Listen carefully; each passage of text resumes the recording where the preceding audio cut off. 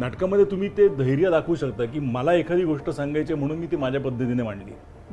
त्याच्यामध्ये कदाचित तुम्हाला तोटा झाला तरी सुद्धा तुम्ही तो अंगावरती घेऊ शकता. सिनेमामध्ये तुम्ही हे रिस्क घेऊ शकत नाही. सिनेमाकडे येणारा जो इन्व्हेस्टर होता त्याला सिनेमातलं काही माहित नव्हतं. एकतर कोण यायचे, बिल्डर यायचे, करप्ट गव्हर्नमेंट ऑफिशियल्सची कॅटेगरी आलेली होती. 2019 साली भारतामध्ये सगळ्या सिनेमांना मिळून 143 कोटी फुटफॉल होते. गेल्या वर्षी 2023 मध्ये ही संख्या 90 कोटीवरती आलेली आहे. सो 143 कोटीपासून 90 कोटीपर्यंत आपण खाली आलेलो. सगळे स्टुडिओ सिस्टीम जे आहे ती आता चॅलेंजिंग सिच्युएशनमध्ये आहे. They will not be able to support more than 5 to 7 films in a year, Marathi films.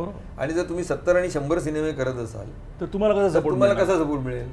तुम्ही एक सिनेमा केला म्हणजे तुम्हाला सिनेमा करता येतो असं होत नाही. सिनेमा कसा लिहायचा, सिनेमा कसा प्रेझेंट करायचा याच्याकडे लक्ष आपण देतोय का, हा खरं म्हणजे आपण स्वतःला विचारण्यासारखा प्रश्न आहे. मराठीमध्ये ही एक सिच्युएशन आलेली आहे की प्रचलित OTT प्लॅटफॉर्म आहे ते सिनेमा घेत नाही आहेत आता. कांचन अधिकारी यांच्या बातो बातो में या यूट्यूब चॅनलवरच्या या चर्चेत सहभागी होताना खूप मजा आली. कांचन अधिकारी यांच्या बातो बातो में या यूट्यूब चॅनलला शेअर करा, सबस्क्राईब करा, लाईक करा आणि कॉमेंटही करा.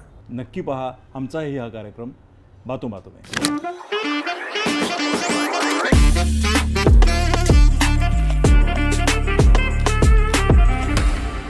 नमस्कार, मी कांचन अधिकारी. बातो बातो में या माझ्या नव्या कोऱ्या करकरीत यूट्यूब चॅनलमध्ये आपणा सर्वांचं मी मनपूर्वक स्वागत करत आहे. मंडळी, आज माझ्याकडे मीडियामधले असे 2 दिग्गज माणसं आलेली आहेत ना की ज्यांच्याशी आपण जितकं बोलू आणि जितक्या विषयांवरती बोलू तेवढं कमीच आहे. सो मी तुम्हाला इंट्रोड्यूस करून देते. आज आपल्याकडे आलेले आहेत मीडियामधले टायकून असं मी म्हणेन, नितीन वैद्य. नमस्कार. आणि आपल्याकडे आलेले आहेत नाट्य क्षेत्र तसंच फिल्म क्षेत्रामधले भारी व्यक्तिमत्व, बाई पण भारी देवावाले, अजित भुरे. नमस्कार. थँक्यू कांचन, आम्हाला दोघांना बोलण्याबद्दल. अच्छा, बरं, आपल्याला माहीतच आहे नितीन वैद्य हे गेली मोर दॅन 35 इयर्स मीडियामध्ये आहेत. नितीन, मला वाटतं तुमची पहिली जी कारकीर्द चालू झाली ती मटामध्ये, तुम्ही दिल्लीला होतात आणि यू वर चक्क अ पॉलिटिकल जर्नलिस्ट. सो कसं काय तिथून एकदम आमच्यासारख्या एंटरटेनमेंट इंडस्ट्रीमध्ये तुम्हाला यावंसं वाटलं?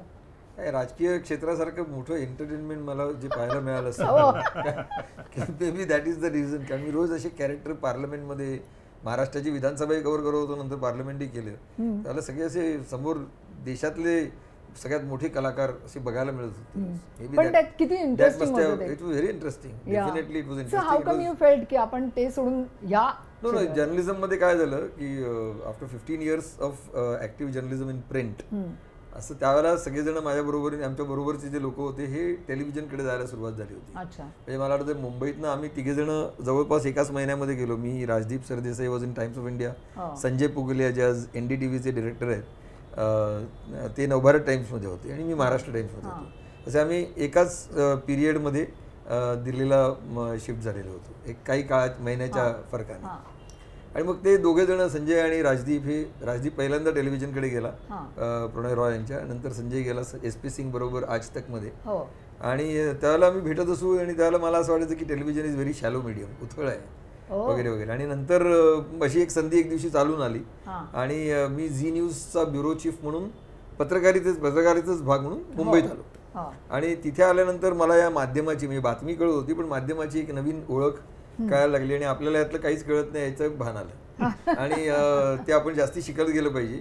आणि त्या प्रक्रियेमध्ये मला असं लक्षात आलं की अरे, camera, film, television are interesting story telling medium. शेवटी आपण पत्रकारिता का करतो तर आपल्याला एक स्टोरी सांगायला आवडतं. तसं ही पण एक स्टोरी टेलिंग आणि हे जास्त लोकांपर्यंत आपल्याला घेऊन जाणारं आणि पोहोचणारं असं माध्यम आहे एंटरटेनमेंटचं, विच इज मोर इंटरेस्टिंग.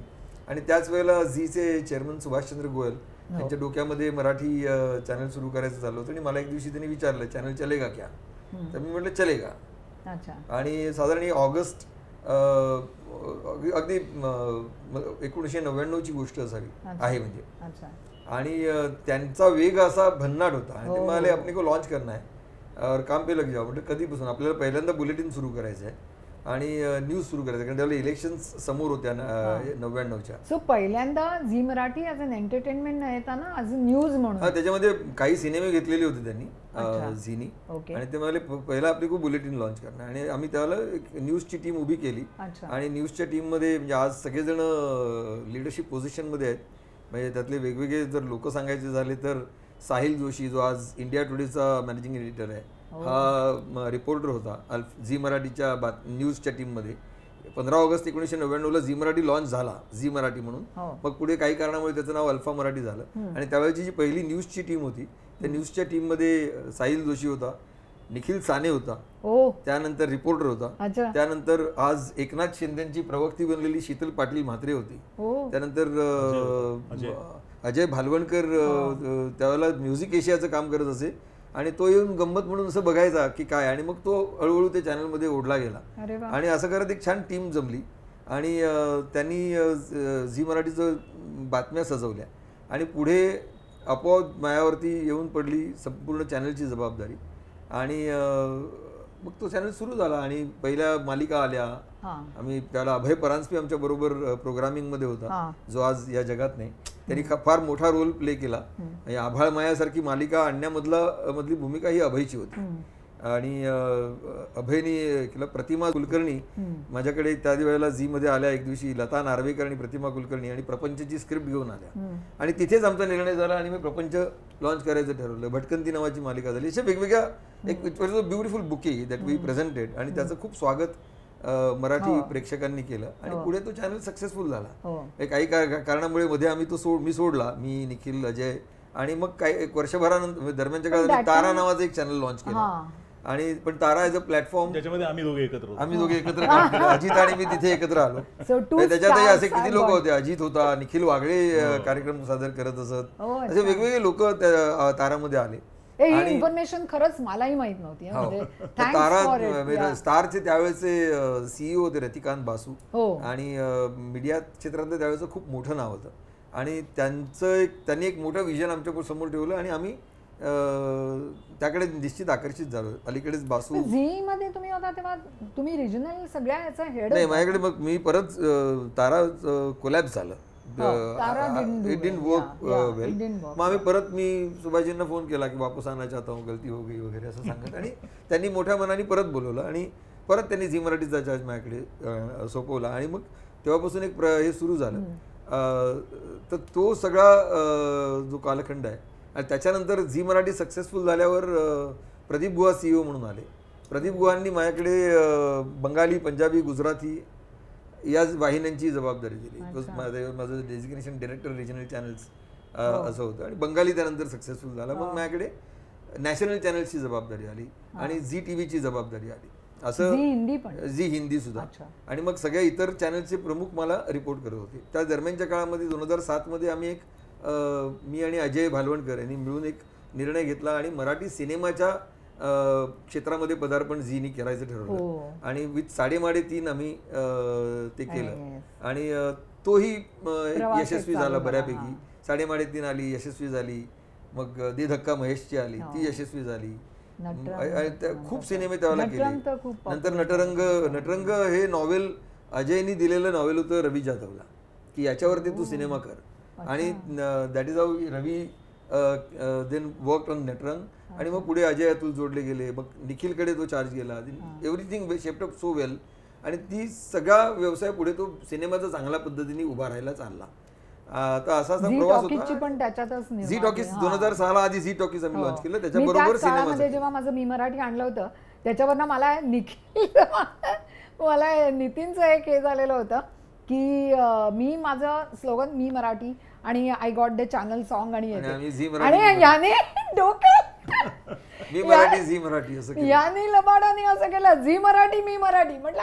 नाही, त्यावेळेला कसं होतं, झीचा ब्रँड स्लोगन असं होतं की आपली बोली आपला भाणा, आणि आम्हाला त्याच्यामधले सगळे इमेजरी चेंज करायची होती. आणि मग त्यावेळेला असं आमच्या लक्षात आलं की झीचा सगळा मराठीचा व्ह्यू, कारण आम्ही खूप पहिली 5 वर्ष स्ट्रगल करत होतो नंबर 1 पोझिशन. आमचं परसेप्शन खूप चांगलं होतं, पण नंबर 1 नव्हता, आणि त्यामुळे ऍडव्हर्टायझिंग रेव्हेन्यू आपण ETV was ahead of us. आणि मग त्यामुळे आम्ही ठरवलं की काय आहे, याला रिसर्च केलं तेव्हा असं लक्षात आलं की आपला सगळा ऑडियन्स बेस हा 30+ आहे, unless you lower the age, तुमच्याकडे जोपर्यंत यंगर एज ग्रुप येत नाही तोपर्यंत business wise also will not be successful.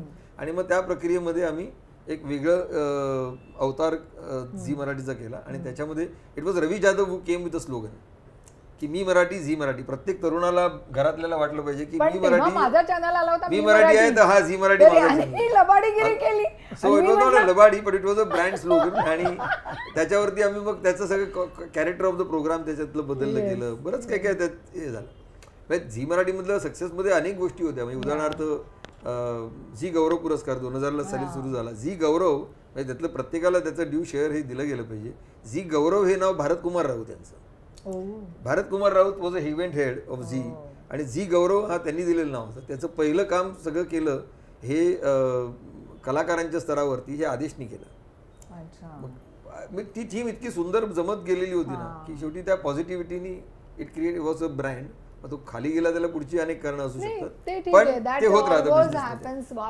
So that was my journey. आणि नंतर त्यांना लेफ्ट झी आणि त्यांना join Star Plus as there Hindi head आणि स्टार प्लसची डायरेक्ट रिस्पॉन्सिबिलिटी होती. आणि सत्यमेव जयतेसारखा 3 वर्ष होतं. आणि त्यानंतर मी ठरवलं होतं 50व्या वर्षी ब्रेक घ्यायचा आणि स्वतःचं सुरू करायचं. कॉर्पोरेट जॉब खूप झाला. लॉन्च दशमी आणि मग दशमीतनं आतापर्यंत 31 सिरियल झाल्या. आता 2 डिजिटल सिरीज येत आहेत, त्याचं काम चालू आहे. 3 सिनेमे मराठीमधनं झाले, घंटा, मुरांबा आणि भाऊबळी. एक हिंदीमध्ये केला अकेली, जो उझबेकिस्तानमध्ये शूट केला. तो म्हणजे एका इराकी टेररिस्टांच्या ताब्यात अडकलेली भारतीय महिला आणि तिचा सुटकेचा प्रयत्न आणि जर्नी बॅक टू इंडिया. अलीकडेच जिओ सिनेमा आणि तो सिनेमा त्यांच्या OTT प्लॅटफॉर्मवरती घेतलेला आहे. तर that has been my journey. Lovely fantastic. अजितचा जर्नी फार मोठा आहे. अजित हा प्रायोगिक रंगभूमीचा आधारस्तंभ आहे. अजित, तू पण 10 फिल्म्समध्ये स्वतः काम केलेलं आहेस, प्लस तू 15 नाटकं स्वतः प्रोड्यूस केलेली आहेस. त्याच्यामध्ये सारखं छातीत दुखतंय, अलिबाबा आणि 40शीतले चोर, काटकोन त्रिकोण आणि असंख्य अशी तुझी नाटकं आलेली आहेत. त्याच्यानंतर व्हॉइस ॲक्टर म्हणून गेली जवळजवळ 35-40 वर्षाच्या वरचा तुझा अनुभव आहे. प्लस तू 2006 साली फिल्मच्या क्षेत्रामध्ये उडी घेतली. तर ते आम्हाला सांग की तुला हे एवढं सगळं असताना फिल्म कशी काय तुला, म्हणजे you were attracted towards film, तर ते कसं काय झालं? रेस्टॉरंट नावाचं चित्र, रेस्टॉरंट नावाची फिल्म होती. म्हणजे आम्हाला तुझं फिल्म जर्नी ऐकायला आवडेल. 2006 रेस्टॉरंट ते आत्ताचं बाई पण भारी देवा 2023. नाही, खरं म्हणजे कसं झालं की जसं नितीन आत्ता म्हणाला त्याप्रमाणे प्रायोगिक नाटकांपासून सुरुवात झाल्यामुळे नाटकांमध्ये मी जास्त गुंतलो होतो. 1986 पासून ते जवळजवळ. हो, तेव्हा तू पण छबिलदासच्या नाटकात काम करत होतीस. तर त्यामुळे प्रायोगिक नाटकं आणि व्यावसायिक नाटकं मी करत होतो. त्यात भूमिका करणं, दिग्दर्शन करणं, निर्मिती करणं असं काही काही चालू होतं. आणि त्या सुमारास 2005च्या सुमारास सचिन कुंडलकर माझ्याकडे ते रेस्टॉरंटचं स्क्रिप्ट घेऊन आला. खरं तेव्हा काही मनात नव्हतं सिनेमा वगैरे करणं असं. आणि ते स्क्रिप्ट वाचलं आणि मला खूप इंटरेस्टिंग वाटलं. आणि ते नितीनला आवडेल कारण तुलाही ते पटेल, म्हणजे की माझ्याकडे रेडी स्क्रिप्ट होतं. आणि माझ्या मते कुठलंही फिल्म मेकिंग किंवा कुठल्याही बिझनेसमध्ये नाही, ही फार महत्त्वाची गोष्ट आहे की तुमच्याकडे ते तयार असलेलं स्क्रिप्ट ही पहिली तुमची स्टेप असते चांगला तुमचा प्रोजेक्ट होण्यासाठी. तर ते त्याचं स्क्रिप्ट त्याने मला वाचायला दिलं, ते मला आवडलं. सोनाली कुलकर्णी त्याच्यामध्ये काम करणार होती आणि तिने ते फार उत्तम काम केलं. आणि त्या चित्रपटाला तेव्हा त्या वर्षीचं स्टेट अवॉर्ड, 2nd बेस्ट फिल्मचं अवॉर्ड मिळालं. आणि तिथून ही जर्नी सुरू झाली खरं म्हणजे. आणि तेव्हा ना फिल्म मेकिंग थोडंसं आत्ताच्या भाषेत बोलायचं तर स्वस्त होतं. म्हणजे ती फिल्म तेव्हा मला आठवते 55 लाख रुपयामध्ये फक्त केली होती. या फिल्म मेकिंग बरोबर आहे. कम्पॅरेटिव्हली अर्थात त्या काळाप्रमाणे ते कदाचित महागही असेल, पण आता जे फिल्म मेकिंगचे आकडे आहेत मराठी, त्यामुळे तेव्हा ते मला करता आलं. आणि तो फिल्म प्रोड्युसरचा एक शिक्का माझ्यावरती बसला. आणि फिल्म मेकिंगमध्ये ना तो सिनेमा प्रॉपर होणं आणि तो रिलीज होणं आणि प्रेक्षकांपर्यंत पोहोचणं फार महत्त्वाचं आहे. कित्येक जण फिल्म करतात, चांगल्या फिल्म्स करतात, म्हणजे माझ्या फिल्मपेक्षाही चांगल्या फिल्म्स कर म्हणजे काही लोकांनी केल्या असतील. पण माझी फिल्म मी प्रोड्यूस करू शकलो आणि ती लोकांपर्यंत आली, त्याला अवॉर्ड मिळालं आणि त्यामुळे मी फिल्म प्रोड्युसर झालो खरं म्हणजे. बऱ्याच वेळेला आपण असं बघतो की फिल्म चांगली झालेली असते, त्याला अवॉर्ड्स चिकार मिळतात, परंतु ज्याला आपण म्हणू मॉनिटरी रिवॉर्ड मिळणं हेही तितकंच इम्पॉर्टंट आहे. नाही केव्हाही ना, म्हणजे नितीनलाही मान्य असेल हे की आज कुठल्याही व्यवसायामध्ये, नाटक असो, सिनेमा असो, टेलिव्हिजन सिरियल असो, जेव्हा तुम्ही तो व्यवसाय म्हणून करता तेव्हा तुम्हाला त्याच्यातनं रिटर्न्स मिळाले पाहिजे. पण व्यवसाय म्हणून त्याच्याकडे का बघायचं नाही हे मला बघायलाच सगळ्यात पहिल्यांदा वाटतं. बरेच जण व्यवसाय म्हणतात अरे म्हणूनच पाहावं लागेल. People they look at me as an entertainment industry. Damini पण आणलं, oh that is an entertain. अरे पण तुम्ही करा, तुम्हाला कोणी नाही सांगितलंय. आणि दुसरी गोष्ट म्हणजे when I am in entertainment industry, why I should not look at it as a business. हे आणि मला विशेषतः कसं वाटतं. आहे, नाटकामध्ये कसं असतं, तुमचे स्टेक्स बऱ्यापैकी कमी असतात. फायनान्शियल स्टेक्स वेराज सिनेमामध्ये किंवा टेलिव्हिजन सिरियलमध्ये फायनान्शियल स्टेक्स एवढे मोठे असतात की तुम्हाला एंटरटेनमेंट किंवा लोकांना काय आवडतं याचा विचार करूनच तुमची कलाकृती घडवायला लागते. नाटकामध्ये तुम्ही ते धैर्य दाखवू शकता की मला एखादी गोष्ट सांगायची म्हणून मी ती माझ्या पद्धतीने मांडली. त्याच्यामध्ये कदाचित तुम्हाला तोटा झाला तरी सुद्धा तुम्ही तो अंगावरती घेऊ शकता. सिनेमामध्ये तुम्ही हे रिस्क घेऊ शकत नाही. तर त्यामुळे मला असं वाटतं आताच नुकतंच बिजू मानेंनी स्टेटमेंट दिलेलं होतं की आशयघन चित्रपट हे कशासाठी निर्माण करायचंय. So तुम्हाला या बाबतीत काय वाटतं? नाही, मला त्यांचं स्टेटमेंट मला माहित नाही. आशयघन चित्रपट म्हणजे नाही, त्यांना म्हणजे नक्की काय त्याने असं म्हणायचं. म्हणलेलं मी खेळ मांडीला खेळलं, त्याला काही नाही आलं. Why not go for all this things. म्हणजे तो पण आपल्यातलाच एक आहे. आणि मलाही कुठेतरी नाही, जाऊन असं चित्रपट वाटतं. व्यवसायामध्ये शेवटी तुम्हाला आशय आणि तुमचं सादरीकरण या दोन्हीची जोड असावी लागते एकमेकांबरोबर. पण मला नुसतेच त्याचं म्हणणं आशयघन खूप- चित्रपट हे लोकांना त्यातला आशय आवडला. आणि सिनेमा हे बेसिकली व्हिज्युअलचं माध्यम आहे. तुम्ही जर ते व्हिज्युअली चांगल्या प्रकारे मांडू शकला नाहीत तर मग प्रॉब्लेम होणार. Supposing if you take that, visually पण छान मांडलं गेलेलं आहे असं समजा आपण एक वेळ धरलं तरी सुद्धा आज माझा दोघात तिसरा हा त्यांनी जो काही बिझनेस केला तो बिझनेस बघता आणि आत्ताचा माझा मोकळा श्वासनी थिएट्रिकल बिझनेस नाही केला. झीच्या याच्यावरती प्लॅटफॉर्मवरती गेल्यानंतर आज सकाळ महाराष्ट्रांनी तो पाहिला. तेच कुठेतरी दुःख मला ह्या गोष्टीचं अजूनही आहे की आत्ता पण मी आणला जन्मऋण. So it was on the abandoned parents issue. तो एक आशयघन चित्रपट होता. मोकळा श्वास मी केला तो आशयघन होता. पहिला माझा मी मानिनी आणला तो आशयघन होता. परंतु बघताना दोघात तिसरा केला, त्याच्यानंतर बापरे बाप केला, तुक्या तुकीला केला, दोन गडी चढाव केला. सो ते कमर्शियल जेव्हा त्याला एक अँगल लावला गेला तेव्हा तिकडे मला रिवॉर्ड जास्त भेटलं. म्हणजे लाईक जास्त मिळालं. कमर्शियली जेव्हा मी करते तेव्हा फायनान्शियली तुमचे रिटर्न्स तू जे बोलतोस ना, तू मराठी चित्रपटाच्या व्यवसायाकडेच हळूहळू आली आहेस. त्या संदर्भात नाही, त्या विषयाकडे तू आता वळली आहेस. तर मला वाटतं नितीन ह्याच्याबद्दल जास्त चांगल्या प्रकारे बोलू शकेल की कारण त्या व्यवसायाचं सध्याचं चित्र काय आहे. की म्हणजे उदाहरणार्थ आता किती मराठी सिनेमे येतात. युसी आपण ना दुर्दैवाने मराठी माणसं ना डेटा किंवा रिसर्चवरती जास्त काम करत नाही. आणि ते व्यवसायासाठी फार आवश्यक आहे की एकूण मराठी सिनेमे किती येत आहेत, त्याची आवश्यकता आहे का, एकूण मराठी चित्रपटासाठी प्रेक्षक किती येत आहेत, त्यांचं वयोगट काय आहे, त्याप्रमाणे आपण त्यांना ते एंटरटेनमेंट देतोय का. आणि मग तसं आपण जर देत नसू तर आपण बोलू पण शकत नाही की लोक येत नाहीत. ते कुठेतरी गणित आपण सांभाळतोय का. मला वाटतं नितीन तू याच्यावरती जास्त आताचे फुटफॉल्स कितीतरी कमी पडायचे. नाही, आता ओव्हरऑल जर पाहायला गेलं शेवटी आपली एक मराठी सिनेमा असो किंवा एकूणच भारतीय सिनेमा असो, आपली इकोसिस्टीम एकच आहे. आणि थिएट्रिकल बिझनेस जर वर्क झाला तर मग पुढे तुमच्या सिनेमाला सॅटेलाईट आणि नंतर अलीकडच्या काळात डिजिटल ह्याच्याकडनं एक व्हॅल्यू मिळू शकते. एक मिनिट तुला डिस्टर्ब करतो आता विषय निघाला म्हणून. पण सिनेमा करत असताना आता नितीन जे म्हणाला ना की तुम्हाला थिएटरचा विचार किंवा तुमच्या थिएटरमध्ये फुटफॉल तुमचा येणं महत्त्वाचं आहे याचा विचार पहिला करायला पाहिजे. बऱ्याच वेळेला आम्ही हल्ली असं बघतो की उलटा विचार केला जातो की मला शासनाचं अनुदान किती मिळणार आहे, मला टेलिव्हिजन आणि ह्याच्या राईट्समधनं किती मिळेल, मग तेवढीच माझी प्रोडक्शन कॉस्ट मी ठेवली पाहिजे कारण तेवढंच मला मिळणार आहे. वेळेस तुम्ही एखादी कलाकृती करताना तो विचार बाजूला ठेवून पहिल्यांदा माझं पिक्चर चांगलं कसं होईल, त्यासाठी किती पैसे खर्च झाले तरी चालतील आणि मग त्याच्यानंतर लोक आल्यानंतर ह्या गोष्टी मिळतील असं मला वाटतं. म्हणजे सॉरी टू इंटरप्ट. आपण ते गृहीत धरलेलं की सिनेमा चांगला झालेला. आता पुढे आज जर तुम्ही गेल्या काही वर्षातलं सिनेमाचा प्रवास पाहिला, म्हणजे मी 2012ला ज्यावेळेला स्टारमधनं बाहेर आलो त्याला माझं तिथे एक बोलणं चालू होतं की बाय जसं झी मराठी सिनेमाबरोबर जोडलं गेलं झी, तसं why can't Star like network think. आणि Star they go by the data. तुम्ही एक डेटा करायला सुरुवात केली. 2005 पासून मी 2012पर्यंतचा प्रत्येक वर्षाचा किती सिनेमे निर्माण झाले किती सिनेमे सेन्सॉर झाले, त्यातले किती सिनेमे रिलीज झाले, त्यातल्या किती सिनेमाला खर्च किती आला, टोटल खर्च, प्रोजेक्ट कॉस्ट म्हणजे PNA प्लस प्रोडक्शन, त्यातले किती सिनेमांचं बॉक्स ऑफिस कलेक्शन काय होतं आणि त्यातलं प्रोड्युसरला मिळणारा नेट काय होता, हा साधारण एक बिझनेस आहे. तो डेटा हे केला. 2005ला पहिला सिनेमा आला 1 जानेवारी 2005, सचिन पिळगावकरांचा नवरा माझा नवसाचा. ओके. आणि ते 2012 पर्यंत, तोपर्यंत सैराट वगैरे झालेलं होतं.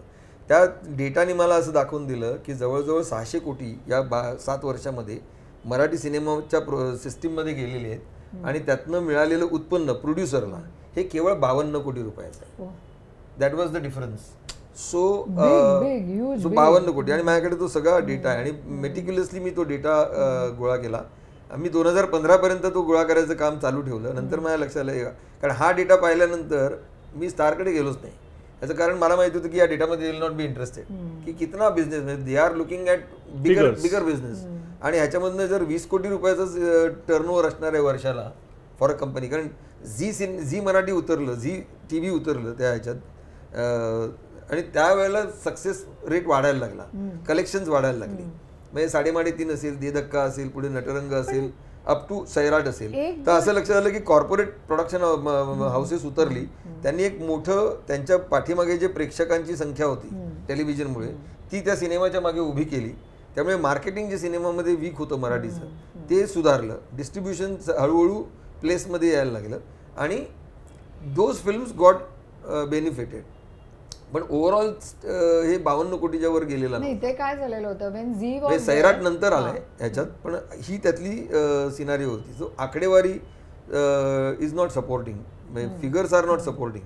सिनेमाकडे येणारा जो इन्व्हेस्टर होता त्याला सिनेमातलं काही माहित नव्हतं. एकतर कोण यायचे, बिल्डर यायचे, करप्ट गव्हर्नमेंट ऑफिशियलची कॅटेगरी आलेली होती, पैसे आहेत, लेट मी बी व्हेरी ऑनेस्ट, आणि ते आलेले होते. आणि तुम्हाला असं लक्षात येईल की काही दिग्दर्शकांकडे हे लोक येत होते, ते दिग्दर्शक त्यांच्याकडे अप्रोच व्हायचे किंवा ते दिग्दर्शकांकडे अप्रोच व्हायचे आणि पैसे टाकायचे. यातले कुठलाही फायनान्सर तुम्हाला रिपीट झालेला दिसत नाही. हे वन टाइम आहेत की एकदा ट्राय केलं, इसमें दम नाही आहे, तो हटला. तुमचा बिझनेस केव्हा सक्सेसफुल होतो, ज्यावेळेला मी पैसे लावतो आणि त्यानंतर मला ते लावण्याची सातत्याने प्रेरणा मिळत राहते. ती कशातनं मिळणार आहे?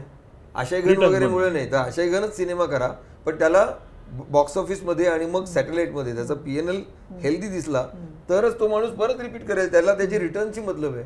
तुम्ही जर अधिकारी ब्रदर्सनी पैसे टाकले आणि if you don't get returns, why will you put money? So ते झालं होतं. आणि दरवेळेला नवीन बकरे काही लोक गाठत होते आणि त्यातले काही सक्सेसफुल होत होते, काही नव्हते होत.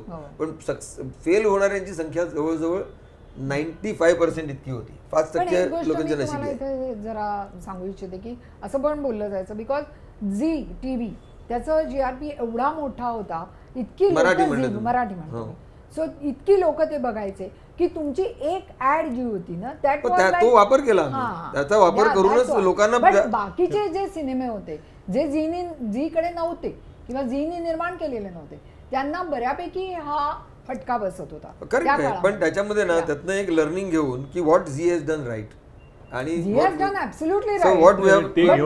नितीनचा मुद्दा मला त्याला काय म्हणायचं मला कळतंय की कॉर्पोरेट वर्ल्ड ह्याच्यामध्ये आल्यानंतर कॉर्पोरेट वर्ल्ड काय करते हे बघून आपण इतर निर्मात्यांनी त्याप्रमाणे त्या गोष्टी म्हणजे जसं मार्केटिंग डिस्ट्रीब्युशन किंवा तेवढं त्यांना जेवढे आयबॉल्स यांच्या चॅनलला होते तेवढे नव्हते ना. नुसतं तेवढं नव्हतं की आयबॉल्सच्या व्यतिरिक्त सुद्धा काही सिनेमे वर्क झाले होते. त्यावेळेला एक मराठी सिनेमाबद्दल एक ओव्हरऑल लोकांच्या मध्ये सकारात्मकता निर्माण झालेली होती जी नंतर आपल्याला दिसते काही काळ टिकलेली आहे. म्हणजे किल्लासारखा सिनेमा सुद्धा चांगला झाला. म्हणजे तो झीनी रिलीज केला होता पण तो सिनेमा वेगळा होता. म्हणजे आशयघन वगैरे तुम्ही म्हणता ना, तो होता अविनाश अरुणचा सिनेमा.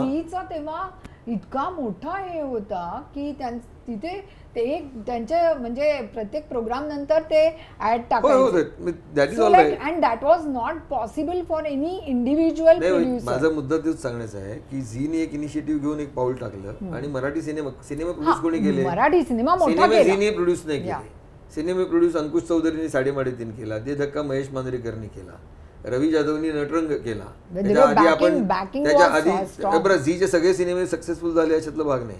उदाहरणार्थ अतिशय सुंदर सिनेमा केला होता राजेश देशपांडेने धुडगूस नावाचा आणि त्याला पहिल्या 3 दिवसामध्ये शुक्रवार शनिवार रविवार उत्तम बॉक्स ऑफिस आलं. 32 लाखाचं बॉक्स ऑफिस आलं आणि लगेच पुढच्या ह्याच्या तो झाला रिलीज आणि ताजवरचा हल्ला झाला. लोक सिनेमाकडे गेलेच नाही. Of course that thing is there. So लोक सिनेमाकडे गेलेच नाहीत. झीनी न काढलेली सुद्धा त्या काळातले काही सिनेमे चाललेले होते. तो काळ वेगळा होता. आता तो आपण झीचा हे बाजूला ठेवा. आजची सिच्युएशन आज तुम्हाला मी एक साधा पुन्हा आपण डेटाकडे येऊया. आणि मी आता अर्न्स्ट अँड यंग आणि फिकी हे एकत्र काम करतात. आमची प्रोड्युसर्स बॉडी आहे Indian film and TV producers council, ही फिकीचा भाग आहे. त्यामुळे त्याची माझा सतत संपर्क असतो. 2019 मध्ये कोविड आलेलं आहे. ओके, 2020 ला कोविड आलं. 20 आणि 21 इंडस्ट्री गॉट 20 पासून कोविड आलं. 19 ला आपण 16 मार्च 2020 ला लॉकडाऊन सुरू झाला. आणि त्यानंतर 2 कोविडचे स्पेल आपण पाहिले आणि त्या काळात सगळं खाली गेलं. एकूणच इकॉनॉमी खाली गेली. 2019 साली भारतामध्ये सगळ्या सिनेमांना मिळून 143 कोटी फुटफॉल होते. त्यात मराठी आले, तामिळ आले, हिंदी आले, तेलुगू आले, इंग्लिश हॉलिवूडचे आलेले सिनेमा ऑल 143 कोटी लोक थिएटरमध्ये 2019 मध्ये गेले. गेल्या वर्षी 2023 मध्ये ही संख्या 90 कोटीवरती आलेली आहे. सो 143 कोटीपासून 90 कोटीपर्यंत आपण खाली आलेलो आहोत. आणि या वर्षी 2024-25 चा जर डेटा येईल त्यावेळेला तर मला आश्चर्य वाटणार नाही, 90 कोटीवरून आपण 50 ते 60 कोटीवरती आलेले असो. आता तुम्ही विचार करा, याचा फटका हिंदीला बसलेला आहे, याचा फटका इंग्रजीला बसलाय, साऊथला सुद्धा बसलेला आहे. आपल्याला जे साऊथ चर्चेले जातात ते सक्सेसफुल चर्चेले जातात, किंवा मराठी जे चर्चेले जातात ते सक्सेसफुल, म्हणजे आता बाई पण बारी देवा अजित निर्माता आहे त्याचा, ते सगळे चर्चेले जातात. Rate of failure is huge. याचं कारण सिनेमा कधी लोक बघतात, तू आता प्रोड्युसर आहेस, ज्यांच्याकडे सरप्लस पैसा आहे खिशामध्ये त्याच वेळेला लोक थिएटरकडे जातात. आज एकूणच देशातल्या अर्थव्यवस्थेने जी काही मंदीचं सावट आहे, त्यामुळे सरप्लस पैसा लोकांच्या खिशात नाही आहे आणि त्यामुळे थिएटरमध्ये लोक जाताना आपल्याला दिसत नाहीत. म्हणजे आता इथे शेजारी तुम्ही सिटी मॉलमध्ये PVR आहे, 3 स्क्रीन बंद आहेत, कारण थिएटरमध्ये लोकच येत नाहीये. त्यांचा धंदा ते मागतायत, तुम्ही या टायटल घेऊन आमच्याकडे, आणि दे आर चेझिंग प्रोड्युसर्स, कारण त्यांना फुटफॉल पाहिजे. फुटफॉल कधी येतील? सिनेमे चांगले येतील त्यावेळेला येतील. चांगले सिनेमे नाहीत का? आहेत. हे उदाहरण आहे चांगलं. आता नितीन म्हणतात त्याप्रमाणे ते दुष्टचक्रामध्ये आपण अडकलेलो आहोत की सिनेमे चांगले आहेत पण लावण्यासाठी पैसे आहेत की नाही, तर तिथे कुठेतरी कोणतरी कमी पडतं. आता नितीन म्हणतो त्याप्रमाणे लोकांकडे पैसे नसतील तर समजा त्यांच्याकडे जर तो स्पेंड करायला पैसा नसेल आता, तर तो माणूस विचार करतो जाऊ देत ना, मी पुढच्या महिन्यात OTT वरती येईल तेव्हा मी बघेन.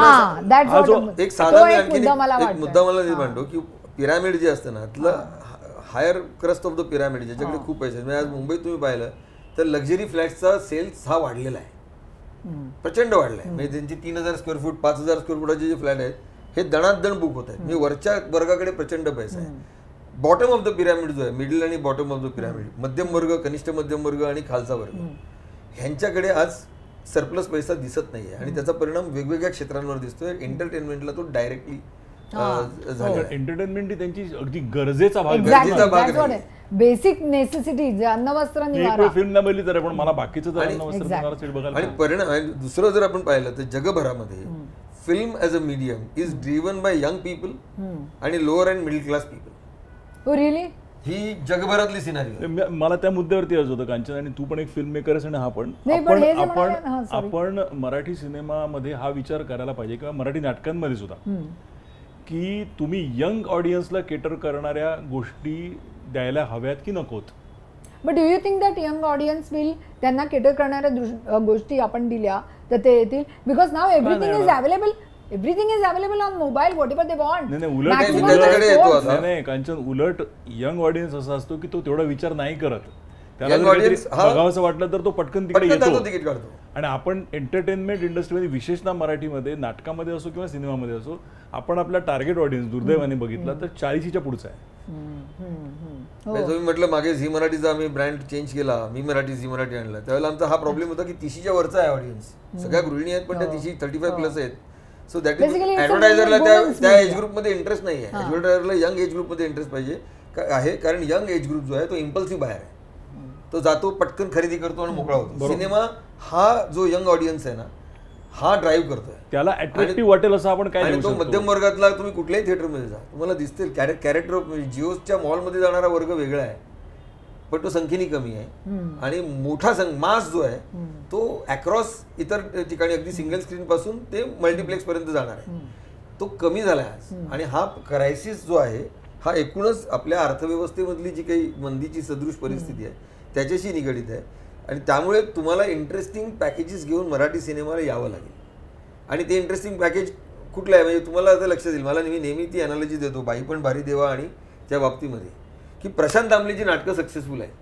साखर खाल्लेला माणूस सारखं तुम्ही नाटक पाहिलं तर ते आशय घन आहे किंवा बाजूला ठेवा, पण दीनानाथ सारखा प्रयोग 4 वाजताचा फुल out and out entertainer Prashant, म्हणजे एंटरटेनमेंट लोकांना गरज आहे. तो सगळा क्राऊड बाई पण भारी देवाला गेलेला आहे. तो सगळा क्राऊड त्या बायकांचा आता परेश मुकाशीच्या नाचगा गुमाला गेलाय. त्याच्यावरती क्रिएटिव्ह टॅलेंट जे आहे किंवा आशय घन कॅरेक्टर जे आहे हे सगळे टीका करतात, पण बायकांना तो सिनेमा आवडतोय. परेशला ते कळलं की ही स्पेस आपल्याला आता कॅप्चर केली पाहिजे. पण त्याला आत्मपॅम्पलेटच्या वेळेला काय कळलं मग? आत्मपॅम्पलेट हा पुन्हा वेगळा जॉनर. तेच मी म्हणते की मला तेच म्हणायचं की सिनेमा चालत नाही, द जॉनर तेच वैशिष्ट्य आहे की अजितला काय किंवा केदार शिंदेला ते जॉनर लक्ष झालं, परेशला आताची सिच्युएशन लक्ष झाली आणि त्यांनी चांगलं पॅकेज आपल्याला दिलं. त्या पॅकेजकडे बायका मोठ्या प्रमाणावरती आलेल्या आहेत. इट शोज ना वेदर इट्स अ जिओ, त्यांच्या पाठीमागे एक स्टुडिओ उभा राहिला. तुम्ही सिनेमा करता कसा आणि तो तुम्ही सिनेमा कम्युनिकेट कसा करता, ऍक्च्युअली दोन गोष्टीवरती मुद्दा आहे ना. तर जिओनी सिनेमा चालवला बाई पण भारी देवा, तो कम्युनिकेट फॅन्टास्टिकली केला. वुमेन ग्रुप आम्ही स्वतः प्रोड्युसर असताना आम्ही 3 जण प्रोड्युसर होतो, माधुरी भोसले, मी आणि केदार.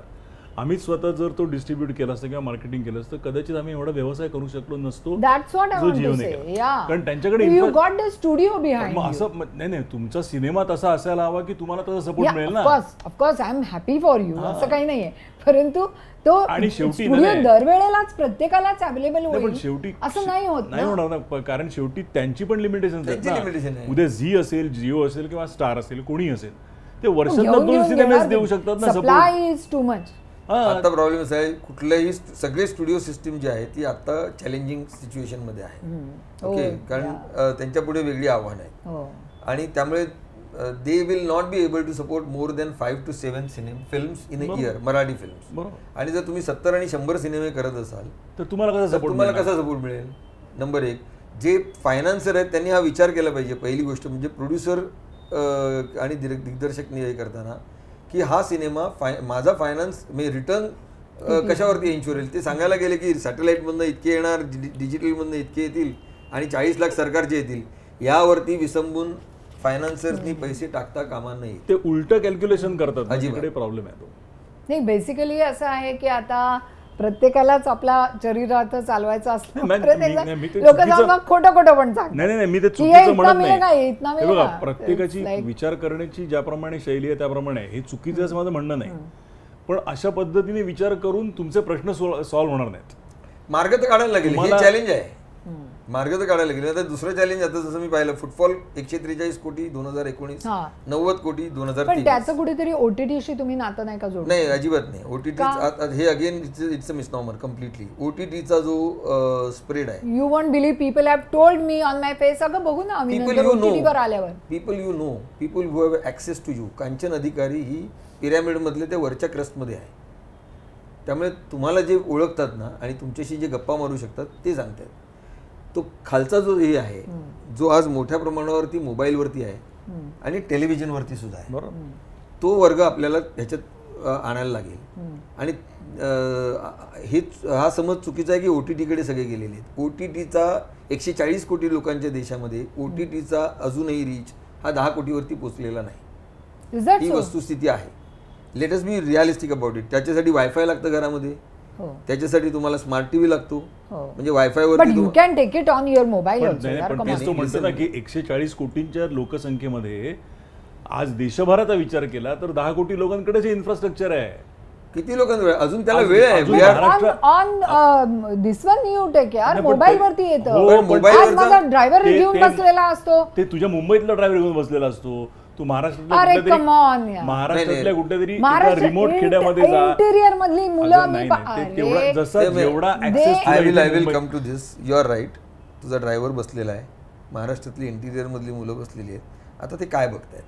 आणि याचं एक उत्तम उदाहरण television network, okay, advertising revenue हा जो आहे हा मोठ्या प्रमाणावर गेल्या वर्षी डिजिटलकडे शिफ्ट झाला आहे. आता डिजिटल म्हणजे कुठलं डिजिटल आहे, त्याच्यामध्ये गुगल, यूट्यूब, ओके, त्याच्यानंतर फेसबुक, मेटा, इन्स्टा, मेटाचे जे दोन प्लॅटफॉर्म आहेत फेसबुक आणि इन्स्टा, ट्विटर आणि इवन ई कॉमर्स साईट्स ह्याच्याकडे मोठ्या प्रमाणावर, म्हणजे तुम्ही आज झोमॅटो जरी ओपन केलं तरी त्याच्यावर पहिल्यांदा जाहिरात आहे. ओके, सो तो जाहिरातीचा जो रेव्हेन्यू होता जो टेलिव्हिजनकडे होता ट्रेडिशनली तो शिफ्ट झालाय. आकडेवारीकडे येऊया, पुन्हा मी डेटाकडे येतो. डेटाशिवाय काहीच अर्थ नसतो. गेल्या वर्षी for the first time digital मध्ये गेलेला advertising revenue was higher than what came to television networks across सर्व भाषा, सर्व genre, because this is handy, सर्व भाषांकडे आलेला जो ॲडव्हर्टायझिंग रेव्हेन्यू होता टेलिव्हिजन चॅनल्सना हा 36,000 कोटीचा होता भारतातला. आणि डिजिटल प्लॅटफॉर्मकडे गेलेला रेव्हेन्यू, ॲडव्हर्टायझर्स रेव्हेन्यू हा 48,000 कोटीचा होता. हा चेंज पहिल्यांदा झालेला आहे. ह्याच्यामुळे सगळ्या टेलिव्हिजन नेटवर्कमध्ये एक मोठं आव्हान उभं आहे आणि सगळ्यांकडे खर्च कमी कसा करता येईल ह्याच्याकडे सुद्धा त्यांचं आता एक लक्ष लागलं. तुझा जो ड्रायव्हर बसतो ना तो सिनेमा नाही बघत, शेवटी सिनेमा पण ह्याच्यावरती येण्यासाठी कुठल्या तरी प्लॅटफॉर्मवरती जावा लागतो. माझा अकेली ज्या वेळेला जिओ सिनेमावर आहे त्याच वेळेला तो डिजिटलवरती मोबाईलवरती बघता येईल. तो काय बघतो, तो right from porn to politics to sports तो सगळं बघतो. त्याला रील्स अट्रॅक्ट करतो, त्याला छोट्या स्टोरीज अट्रॅक्ट करतात. सो आणि त्याचा जो पैसा आहे तो इंडस्ट्रीत येत नाही. टेलिव्हिजन नेटवर्ककडे आलेला जो ॲडव्हर्टायझिंग रेव्हेन्यू होता तो वेगळ्या मार्गाने प्रोडक्शनकडे येतो, सिरियल्सच्या आणि सिनेमाच्या दोन्हीसाठी. आणि तो एक इकॉनॉमीचं सायकल पूर्ण करतो. हा जो डिजिटलकडचा रेव्हेन्यू आहे ह्यातला 10% सुद्धा जेमतेम आपल्याकडे येत असेल. हा त्यातला फरक आहे. उद्या त्याच्यात चेंज होईल, म्हणजे जसं जिओचं नेटवर्क वाढेल आणि त्यांनी आता 30 रुपयामध्ये सगळं अवेलेबल केलं आहे ॲड फ्री कॉन्टेंट, त्याच्यामधनं जसं संख्या वाढायला लागेल आणि Jio will be the leader in that case. Netflix आहे, अमेझॉन प्राईम आहे, they all will pump the content, good content. Digital mean I say digital not necessarily mean Netflix और जिओ और, परंतु हे Google, YouTube is the real challenge for all platforms. तुम्ही सगळेजण जे higher crust मध्ये आहेत, पिरॅमिडच्या वरच्या बाजूला बसलेले आहेत, let be very honest, let's be very honest. आणि ते लोकांकडे कोविडमध्ये घरामध्ये एक एंटरटेनमेंट आलं, तुमच्याकडे वायफायचे खर्च करण्याची कॅपॅसिटी होती, स्मार्ट टीव्ही घरी आणण्याची कॅपॅसिटी होती.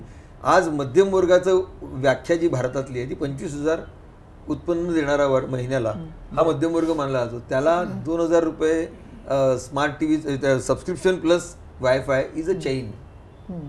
आणि त्याच्याकडे जर सरप्लस पैसा कारण तोच त्यामुळे खूप डिजिटल वाढलंय असं समज करून घे ना. मोबाईलवरती ट्रेनमध्ये लोक बघतायत, घरी जाऊन ते करतायत का. नितीनच्या त्या मुद्द्यावरती येतो की आज IPL सगळे बघतायत कारण ते फ्री उपलब्ध आहे. जसं नितीन म्हणतो त्याप्रमाणे जेव्हा त्याला खिशातनं पैसे खर्च करायला लागतील IPL बघण्यासाठी तेव्हा तो किती खर्च करेल आणि किती बघेल हा महत्त्वाचा मुद्दा आहे. तो सरप्लस त्याच्याकडे नाही आहे एंटरटेनमेंट इंडस्ट्रीवरती खर्च करायला. पुन्हा त्या नितीनच्या महत्त्वाच्या मुद्द्यावरती येतो आणि मला तो अत्यंत आवडलाय की माणसाच्या हातात खेळता पैसा नाही आज. आणि म्हणून लोक थिएटरकडे जात नाहीत. आणि हा चुकीचा समज आहे की OTT आल्यामुळे सिनेमा नाही. OTT आल्यामुळे उलट सिनेमाच्या इकॉनॉमीला भर हे झालाय. म्हणजे माझे 3ही सिनेमे OTTने घेतले मराठी आणि जिओ सिनेमासारख्या प्लॅटफॉर्मनी अकेली घेतला. That is help us. अजितच्या बाई पण भारी देवाला जिओचा आधार मिळाला आणि तो हे झाला. म्हणजे पुढे जिओ तो खूप चालला सिनेमा अँड ऑल दॅट. असा प्रश्न लोकांनी त्याला विचारला असेल की तुम्हीच चालवला असता तर तुम्हाला जास्ती पैसे नसते मिळाले का. सो हे जर तरचे प्रश्न आहेत. पण आजची सिच्युएशन अशी आहे, तुम्हाला मार्ग काढायचा असेल तर निर्मात्यांना असोसिएशन्स बिल्ड करायला लागतील विथ OTT आणि ज्यांच्याकडे पैसा आहे आणि ज्यांना धंदा कळतो अशा लोकांबरोबर. आज काय होतंय, क्रिएटिव्ह लोक येऊन एक स्टोरी घेऊन येतात आणि फक्त माझ्याकडे पैशासाठी येतात. I am not interested in just supplying money to them. मला त्या गोष्टीमध्ये तितकाच इंटरेस्ट आहे. We would like to shape the project up. अकेले हा प्रोजेक्ट आम्ही शेपअप केला 2-3 वर्षामध्ये. मुरांबामध्ये ज्यावेळेला वरूननी स्टोरी ऐकवली त्यावेळेला we had our inputs into that आणि त्याच्यानंतर ते इन्कॉर्पोरेट केले गेले. त्यानंतर तसं बाहुबळी झालं. जयंत पवारची गोष्ट होती ज्याच्या कथासंग्रहाला साहित्य अकादमीचा पुरस्कार होता. जयंत वर्षभर आम्ही जयंत बरोबर बसून त्याच्या स्क्रीन प्लेवरती जयंत स्वतः लिहायला बसला, आम्ही काम केलं, इंटरॅक्टिव्ह प्रोसेस होती. तेच अजितनी बाई पण बघतात केलं असेल. मुद्दा आणि फार महत्त्वाचे काही शब्द वापरले आणि मी त्याच्यावरती बोलतो. कसं आहे की तुम्हाला सिनेमा करता आला म्हणजे तुम्हाला सिनेमा करता येतो असं नाही. तुम्ही एक सिनेमा केला म्हणजे तुम्हाला सिनेमा करता येतो असं होत नाही. स्क्रीन प्ले, सिनेमा ही एक वेगळी भाषा आहे. सिनेमा कसा लिहायचा, सिनेमा कसा प्रेझेंट करायचा याच्याकडे लक्ष आपण देतोय का, हा खरं म्हणजे आपण स्वतःला विचारण्यासारखा प्रश्न आहे. ते स्टोरी टेलिंग जे आहे ते स्टोरी टेलिंग आपण लोकांना बरोबर पोहोचवतो का केवळ आपल्याकडे सगळं, आपल्याकडे पैसे आहेत, आपल्याकडे काहीतरी गोष्ट कोणीतरी दिली, आपल्याकडे ॲक्टर्स आहेत आणि आपल्याकडे एक इन्फ्रास्ट्रक्चर आहे म्हणून आपण एक सिनेमा केला म्हणजे तो सिनेमा आपण करू शकलो का, तर ते तसं नसतं. त्या स्टोरीवरती तुम्ही किती काम केलं आहे, तुम्ही 1 वर्षावरती काम करून ती स्टोरी डेव्हलप केली आहे का, तुम्ही त्या माध्यमाप्रमाणे ती स्टोरी आणताय का तुम्ही एक नाटकच शूट करताय. मराठीमध्ये हा एक महत्वाचा प्रॉब्लेम आहे. आणखीन सपोर्टिंग आर्ग्युमेंट असं आहे की शेवटी cinema as a piece of creative art. Okay, हे टार्गेटेड आहे, प्रेक्षकांना समोर ठेवून केलेलं आहे. ओके, सॅटेलाईटला पण प्रेक्षकच पाहिजेत आणि OTTला पण प्रेक्षक पाहिजे. ज्यावेळेला त्यांना असं खात्री येते की this film makes sense for my audience, जो माझ्याकडे भरभरून येईल आणि त्यातनं माझं बिझनेसचं सायकल या सिनेमापुरतं जे काय आहे ते वर्क होईल, त्यावेळेलाच तो सिनेमा होईल. त्यामुळे सिनेमा करताना पहिली प्रायोरिटी आपल्या प्रेक्षकांना ह्याच्यामधनं काय आपण देणार आहोत, ते जर मिनिंगफुल वाटलं तर ऑटोमॅटिकली प्रेक्षक थिएटरमध्ये येतात. समजा काही कारणामुळे या आर्थिक सिच्युएशनमुळे प्रेक्षक आले नाहीत तरी मग तो OTTला इंटरेस्टिंग वाटू शकतो आणि OTT प्लॅटफॉर्म्स तो सिनेमा विकत घेण्याचा निर्णय घेऊ शकतात. OTT प्लॅटफॉर्म विकत घेताना केवळ आणि केवळ त्यांच्या प्लॅटफॉर्मलाचं जो काही प्रेक्षक संख्या आहे त्याला तो सिनेमा रिलेव्हंट आहे का एवढंच बघतात. ह्याच्या पलीकडे ते काही बघतात असं मला वाटतं. ते रेव्हेन्यू शेअरिंग वरती मॅक्सिमम फिल्म्स असं नाही, सिनेमे घेतले जात आहेत. मराठीमध्ये ही एक सिच्युएशन आलेली आहे की जे प्रचलित OTT प्लॅटफॉर्म आहेत ते सिनेमा घेत नाहीयेत आता. पण त्याची जबाबदारी आपल्यावर आहे. आपण चांगलं दिलं तर ते घेतील. बाहेर पण भारी देवायचं क्लासिक केस घेणार ना. म्हणजे जर तुम्ही चांगलं दिलं तर ते काय त्यांना पण व्यवसाय करायचा ना. भरपूर बिझनेस केला म्हणजे बाकीचे झोपलेल्या पिक्चर कडे पण थोडंसं बघायला पाहिजे. माझा उदाहरणार्थ बाहुबली सारखी गोष्ट मी केली आणि तो सिनेमा झी स्टुडिओने रिलीज केला, तो नाही चालला. पण सिनेमाला आज रिस्पॉन्स मला खूप मेसेजेस येत राहतात. आता हे होत राहणार आणि हे तुम्हाला करत राहायला लागेल. हे मुरांबासारखे सिनेमा आम्ही फक्त 1.25 कोटीमध्ये रिलीज केला, प्रोड्यूस केला. त्याच्या रिलीजवरती मी जास्ती खर्च केला, मी स्वतःच रिलीज केला आणि म्हटलं कुठे जायचं नाही. आपण जर हा बिझनेस झीमध्ये लॉन्च केलेला आहे तर let me try and my self. आम्ही एकाही प्लॅटफॉर्मकडे गेलो नाही की तुम्ही आमचा सिनेमा रिलीज करा. सगळ्या प्लॅटफॉर्ममध्ये मी बरोबर कामं केलेले लोक होते, but I did not go to them at all.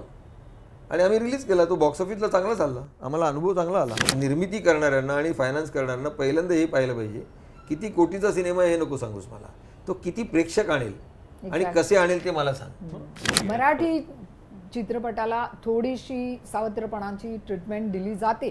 मला प्रामाणिकपणे वाटतं की आपण नेहमी फक्त चॅलेंजेस बद्दल किंवा हर्डल्स बद्दल बोलतो ना, त्याच्याऐवजी तसं न करता पेसिमिस्टिक न राहता निर्मात्याला ऑप्टिमिस्टिकच असायला पाहिजे. मी ह्या अडचणी गृहीत धरून मी तो पिक्चर कसा मार्केट करेन हेच बघायला पाहिजे. तुम्हाला लॉंग टर्म अप्रोच घेणारे निर्माते पाहिजे. पुढचा 10 वर्ष 15 वर्ष 25 वर्षाचा समय घेऊन, तरच तुम्हाला हा बिझनेस म्हणून सक्सेसफुल होईल. जो निर्माता आज येतोय आणि उद्या डिसअपिअर होतोय, ह्याच्यावरती फायनान्सरनी पैसे लावू नयेत, ह्याच्यामागे दिग्दर्शकांनी त्यांच्या नादी लागू नये. कलाकारांनी सुद्धा विचारात घ्यावं, हा विचार केला पाहिजे. आणि त्यांनी ठरवायला लागेल की ठीक आहे, आज सुदैवाने काय झालंय की there is no star in Marathi, let's be realistic. हो, मी ते म्हणतोय. निर्माता म्हणून मला असं एखादा स्टार खूप जर प्रायसी वाटत असेल ना, त्याला हात जोडून नमस्कार करणं की नाही परवडणार.